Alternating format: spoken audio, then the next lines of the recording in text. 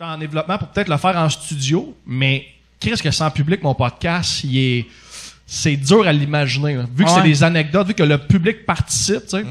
C'est difficile de l'imaginer, mais tu sais, je ferme pas le rire. Ouais, le rire, puis le public fait vraiment partie du podcast, là, tu sais, avec les confidences que le monde écrive sur les cartons, puis aller dans le public, qui c'est qui a écrit cette affaire-là, ben, conte-moi ton histoire, tu sais, c'est vraiment inclusif dans la participation du public. Fait que sans public, j'ai commencé à me faire à l'idée, là, j'étais en train de peut-être penser à faire ça, mais t'en as fait combien à date? T'en as une quarantaine? Entre 45 et 50 à peu près. Ça, avant que ça devienne un podcast, c'était une soirée. Un show que j'ai créé à ZooFest. Dans le fond, c'est un show concept que j'ai commencé à ZooFest qui...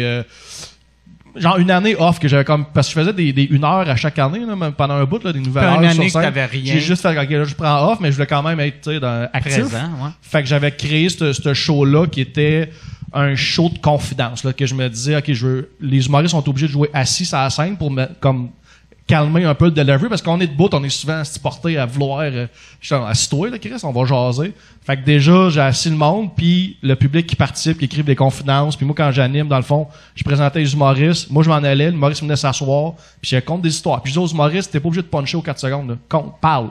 Dans le fond, c'est un podcast avant, sans caméra. Finalement, tu sais, c'était vraiment juste, je donnais la tribune à l'humoriste, je parle au monde, puis ça donnait des bulles super human, là, où ce que le monde commençait à se dire ses petits secrets, puis je disais, ce qui se passe ici, reste ici, tu sais.